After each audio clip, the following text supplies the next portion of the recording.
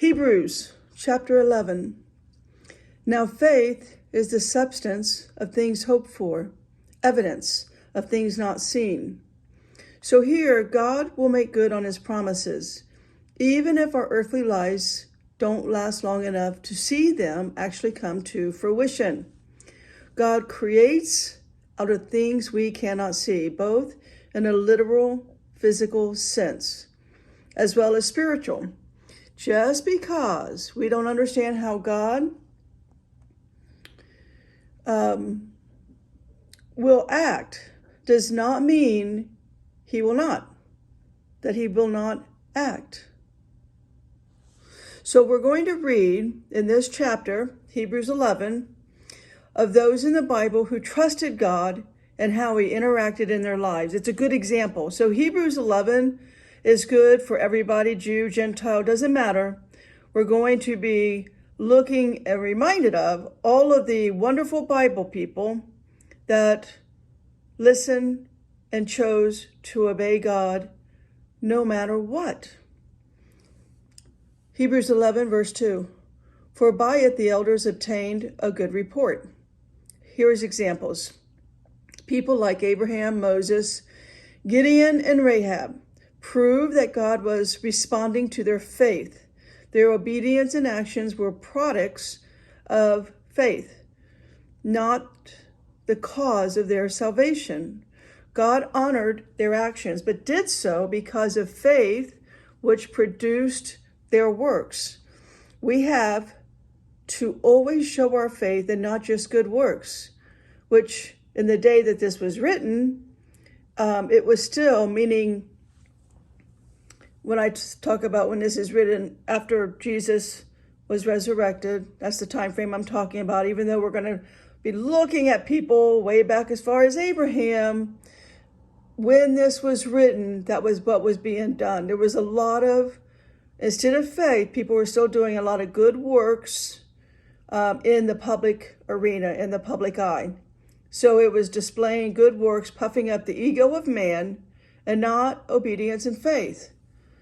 Paul, right, Apostle Paul, was constantly demonstrating this in his life. Everything about his life was seen by everyone. His ministry, he was never ego-centered. He worked as a tent maker, and he always paid his way. He was always very humble and kind and patient, and demonstrated how we are to live our life. Look at the life of Paul. Hebrews 11, verse 3. Through faith we understand that the worlds were framed by the word of God, so that the things which are seen were not made of things which do appear. So the point being made here is not about inventing beliefs, but about putting our trust in God based on what we can see in order to rely on him in areas where we cannot see him, right? Let's remind ourselves of Psalm 19, verse 1. The heavens declare the glory of God, and the firmament showeth his handiwork. So also read Romans 1:18. For the wrath of God is revealed from heaven against all ungodliness and unrighteousness of men who hold the truth in unrighteousness. We're going to start seeing that play out big time now that we've all survived and made it into 2024. What is today's date? January 26th. So Abraham is held up as the highest example of trusting faith for that reason. His actions show that he was willing to trust God, though he himself could not see how God's plan was going to be worked out, spiritually as well as physically. God takes what is unseen to us and makes things which later on we can see.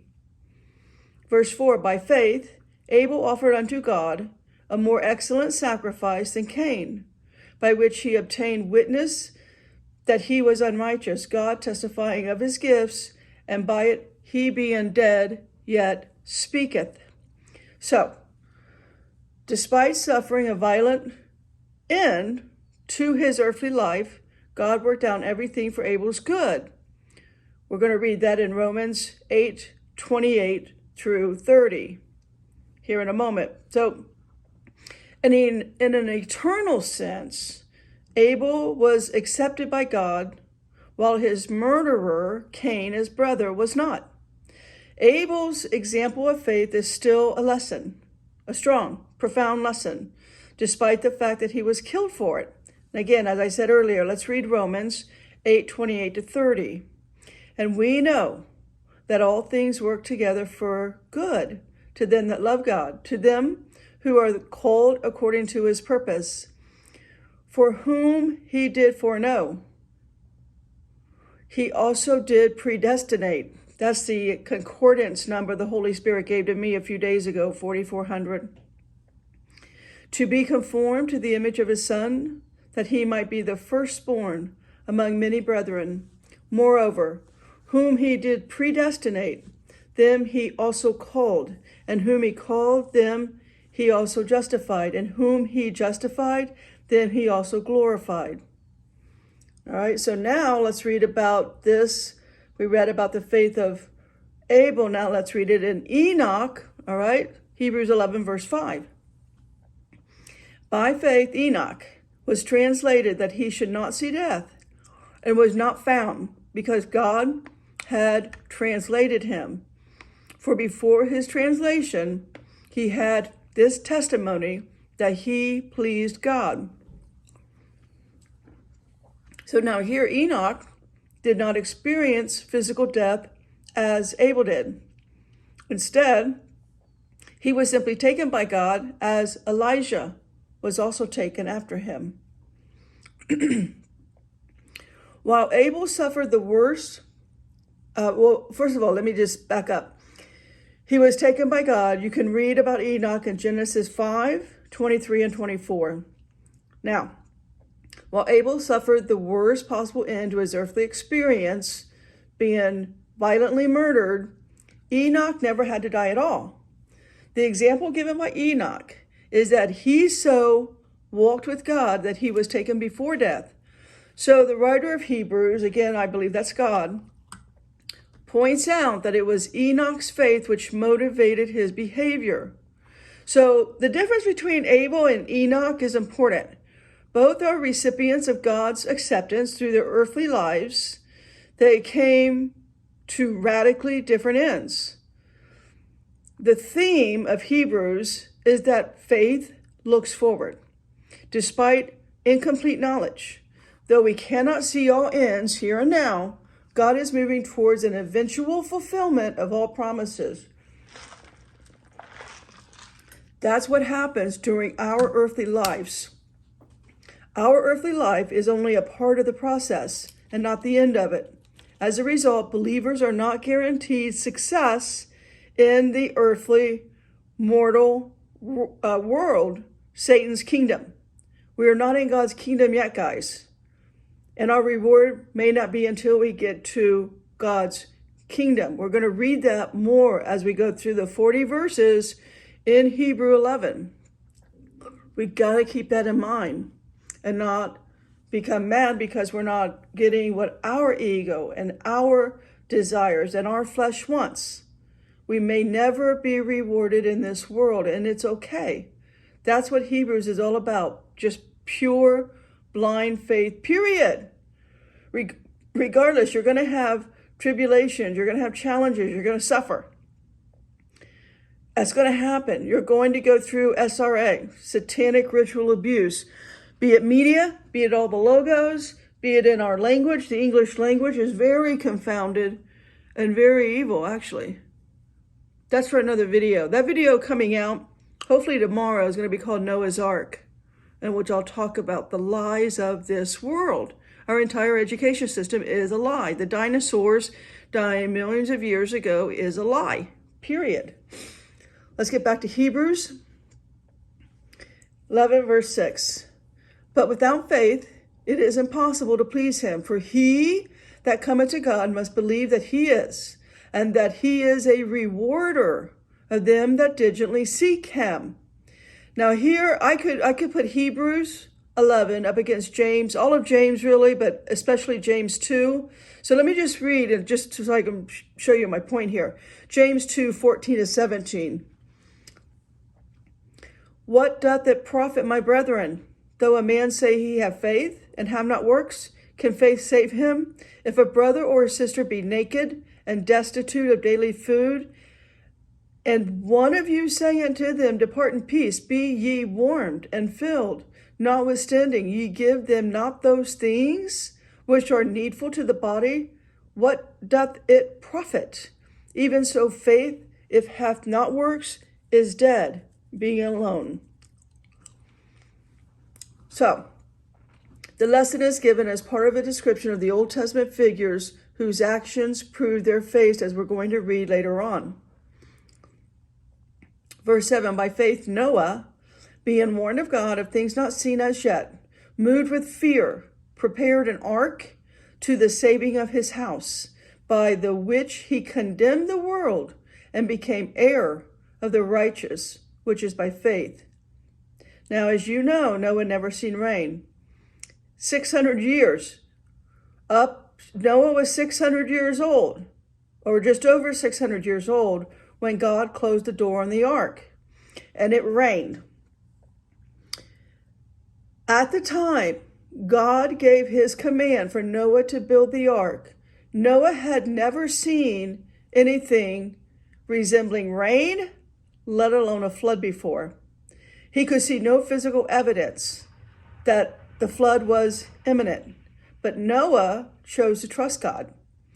So we are so far seeing faith in action, right? The first offering of Abel, the Enoch walking with God, and now Noah, and the 100 years he and his family built the ark. These three people have just given us a great examples on our own walk with God. It's just our faith is our reward, seen now or later in our eternal walk with God. Our reward, again, may not be in this life. We will have conflict, all right? We are going to forever, many of us, be forever on the hamster wheel of enslavement, because this is Satan's kingdom. It's not God's kingdom yet, guys. It's coming. It's not here yet. This is not our world. And our reward is forever reward. You know, Paul is real clear about those. People who have their reward now in this life, well, that's it. That's over for them. They don't have an eternal walk with God. Right? They sold their soul. That's other videos and other times, but you know what I'm talking about. So we do not need to concern ourselves with this life or what's coming down the pike, what's coming down the line in this life. All right, our reward is our eternal walk with God. You've got to keep your head space in that direction. All right, north. Where you're going after you leave here. That's what you need to be focused on. Hebrews 11, verse 8. By faith, Abraham, when he was called to go out into a place which he should, after receive for an inheritance, obeyed. And he went out, not knowing whither he went. One of the Bible's greatest examples of this kind of trust, right? Trust and faith is Abraham. Here, what we're seeing is the moment, right? When Abraham, then named Abram, was called by God to leave his homeland, Genesis 12, 1-4. Though Abraham didn't know exactly what the future held, he obeyed God. Verses 9-10, by faith he sojourned in the land of promise, as in a strange country, dwelling in tabernacles with Isaac and Jacob, the heirs with him on the same promise. For he looked for a city which hath foundations, whose builder and maker is God. So Abraham, right, and his children, Isaac and Jacob, are looking forward, right? They're looking beyond even their own lives. The reference here is really what we will see, the city that has foundations. Ezekiel is given that information, and you can read that Ezekiel 40 all the way to chapter 48. So that this promised place with foundations is super spelled out by Ezekiel in 40-48, all 9 chapters. Also in Isaiah 60-66, the last, right, 7 chapters of Isaiah. I like it the way it was given to John. in Revelation 21, 9 to 14. Okay? But I'm going to read here because it's about the city is New Jerusalem, a feature of God's eventual conquest over sin and death. So let's read Revelation. Actually, instead of reading 21, 9 to 14, let's go ahead and back it up and let's read about, God's ultimate purpose is in our heavenly home. Revelation 21, 1 to 7. And I saw a new heaven and a new earth, for the first heaven and the first earth were passed away, and there was no more sea. And I, John, saw the holy city, New Jerusalem, coming down from God out of heaven, prepared as a bride adorned for her husband. And I heard a great voice out of heaven saying, Behold, the tabernacle of God is with men, and he will dwell with them, and they shall be his people, and God himself shall be with them, and be their God. And God shall wipe away all tears from their eyes, and there shall be no more death, neither sorrow nor crying. Neither shall there be any more pain, for the former things are passed away. And he that sat upon the throne, behold, I make all things new. And he said unto me, Write, for these words are true and faithful. And he said unto me, It is done. I am Alpha and Omega, the beginning and the end. I will give unto him that is athirst of the fountain of the water of life freely. He that overcometh shall inherit all things, and I will be his God. He shall be my son. Amen. Right? That is what we need to keep our hearts on, not of this world. Keep your hearts on what we just read there. Hebrews 11:11. Through faith also Sarah herself received strength to conceive seed, and was delivered of a child when she was past age, because she judged him faithful who had promised. So true faith, right, we see in Sarah. It doesn't make a person morally or spiritually perfect. Sarah was not. Why? Because we know what happened. We know Sarah's faith was weak when she had Abraham sleep with Hagar, her, what do they call it? Handmaid, nursemaid, handmaid, something like that. Anyway, her maid, the Egyptian woman, Hagar. And Abraham had his first son, which was Ishmael. So it was Sarah's faltering belief that she somehow needed to help God by not believing in her ability for God to plant a seed in her. So she had to have her handmaid for God's work to be accomplished. She's not at fault. She was just weak, as we all are. We're human. All right, Sarah was human. She thought she was helping God out by allowing Abraham to sleep with her handmaid. That was how Abraham was going to have a son of his own. That's not weakness, it's just being human and imperfect. And all of us are human and imperfect. So let's stack ourselves up against Sarah when we know we can't be stacked up against Abraham or Moses or David, right? It's a nice little thing that was pointed out there. The writer, that's why I know this is God. God has chosen in Hebrews 11 to bring forth his weakest, most sin-filled people to perform his work. It's beautiful. We'll get to later in that. Hebrews 11, as we get down through the chapters, God will be pointing that out. Again, I believe God wrote Hebrews like he wrote Job, the two most profound books. One book for the OT, one book for the NT, right? Let's carry on. Hebrews 11, 12, and 13. Therefore sprang there even of one, and him as good as dead. So many as the stars of so many as the stars of the sky in the multitude, as the sand which is by seashore innumerable. These all died in faith, not having received the promises, but having seen them afar off, and were persuaded of them, and embraced them, and confessed that they were strangers and pilgrims on the earth. That's what we are, guys. We're strangers in a strange land. We are exiles on the earth. This is the kind of faith which allows us to trust God despite personal abuse. As did Abel, we can only obey difficult and confusing commands, as did Noah. Noah had never seen the rain. This was very confusing for him. Can you imagine? Put yourself in Noah's shoes and just the task of 100 years of building that boat. So, we can trust God to make good on his word, even when it seems as if he's waited too long, as Sarah had thought. Hebrews 11:14-16. For they that say such things declare plainly that they seek a country. And truly, if they had been mindful of that country from whence they came out, they might have had opportunity to have returned. But now they desire a better country, that is, a heavenly.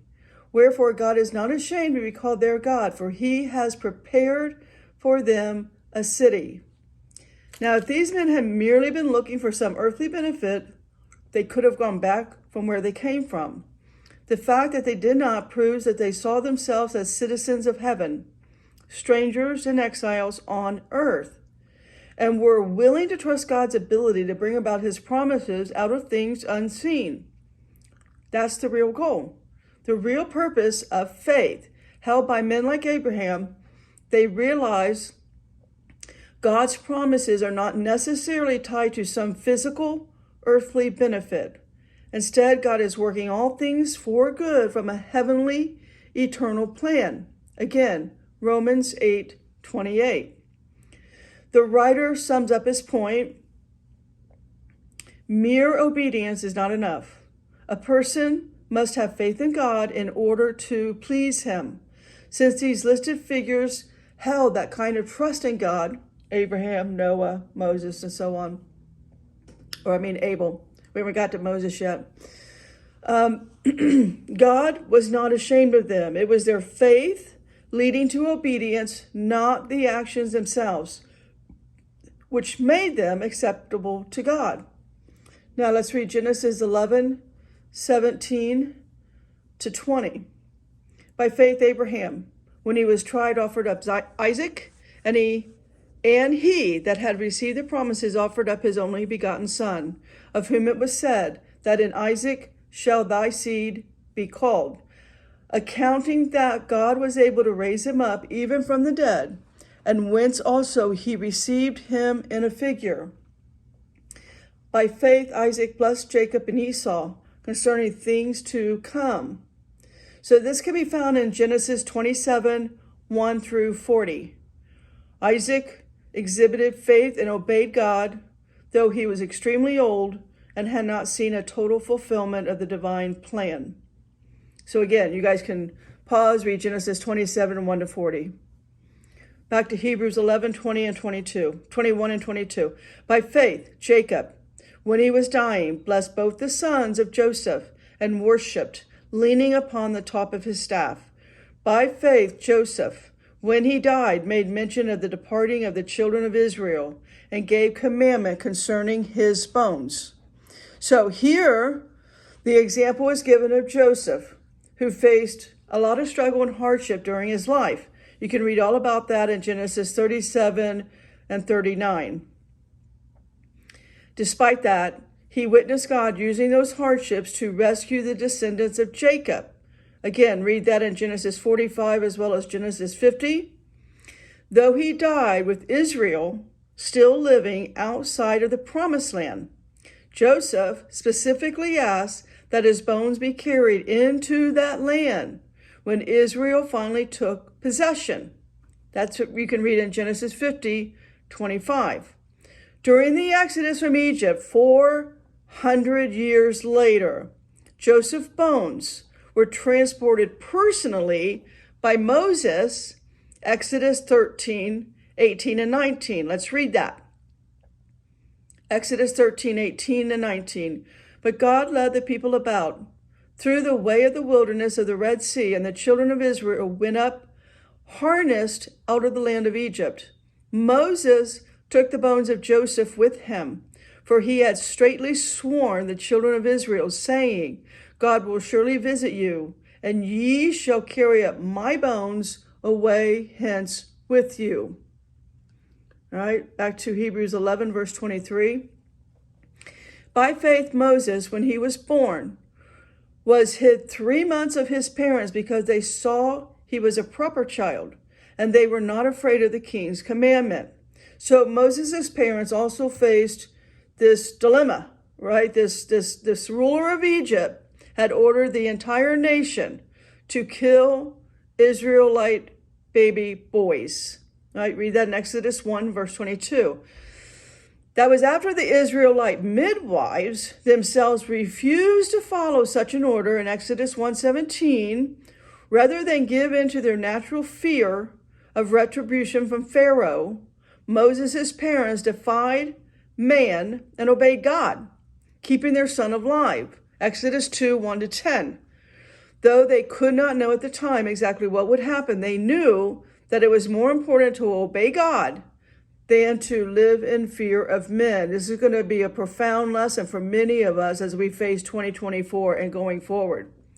Who knows what these nonsensical men are going, are called our leaders and politicians, are going to require of us. Let's now read Hebrews 11, 24-30. By faith, Moses, when he has come to years, refused to be called the son of Pharaoh's daughter, choosing rather to suffer affliction with the people of God than to enjoy the pleasures of sin for a season, esteeming the reproach of Christ greater riches than the treasures in Egypt, for he had respect unto the recompense of the reward. By faith he forsook Egypt, not fearing the wrath of the king, for he endured, as seeing him who is invisible. Through faith he kept the Passover and the sprinkling of blood, lest he that destroyed the firstborn should touch them. By faith they passed through the Red Sea as by dry land, which the Egyptians essaying to do were drowned. By faith the walls of Jericho fell down after they were compassed about 7 days. So, entirely trusting faith, Jericho was surrounded by thick, absolutely impenetrable walls. When God commanded Israel to take the city, to do this, God gave what would have seemed an absurd command, right? To spend 7 days walking in circles around the city. Read that in Joshua 6, 1-5. Yet, because Israel obeyed, they obtained victory when those walls collapsed and allowed the Hebrews to invade.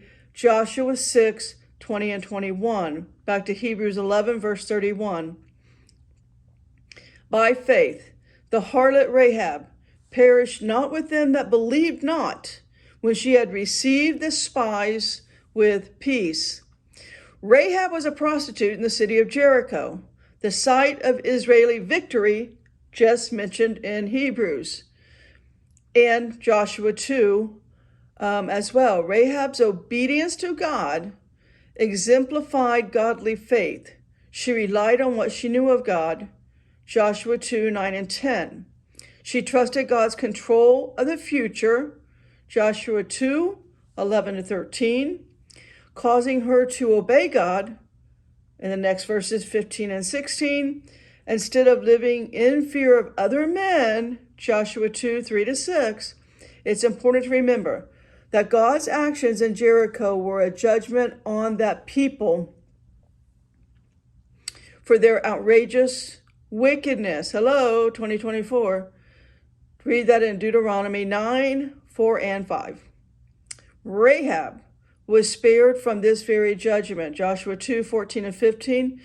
This was a unique contrast, showing that God can judge sin and rescue the righteous, even when we, us mere mortal humans, can't see how. He could do both at the same time. So it should be noted that Rahab was not Jewish. She was a Gentile. At that time that this letter was written, not all of the Christians were experiencing persecution, were Jews. So in other words, Gentiles and Jews calling themselves Christians were being persecuted. There was a sense in which some Gentile believers would have felt a certain distance from their Hebrew brothers. You can read all about that in Acts 15, 1-21. But the reference here is about Rahab helps to reinforce the idea that God's promises in the new covenant are for all people, Jew and Gentiles alike. Read that in Galatians 3, 7 and 8. This is the big thing. You have to understand in this time when the New Testament is being written, there's a big divide here. And I've talked a lot about that through Paul's writings, but we just have to understand 2,000 years ago what was the culture, the mindset, the language of the day, what was going on. So Rahab is also interesting as she is eventually listed in the genealogy of Jesus. Rahab's great-great-grandson was Israel's King David. Matthew 1:5. Hebrews 11, verse 32. And what shall I more say? For the time would fail me to tell of Gideon and Barak and of Samson, of Jephthah, of David also, and Samuel, and of the prophets. So God's ability here, this is so beautiful when you really look at this. God uses sinful, right?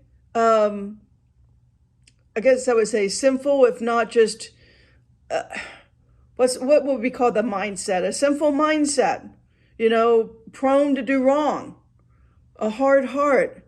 He uses people like that to complete his will.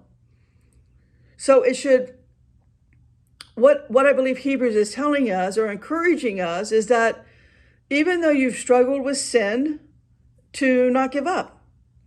Because Hebrews is telling us, hold fast to your faith, seeing how God was able to give victory even to those who made mistakes.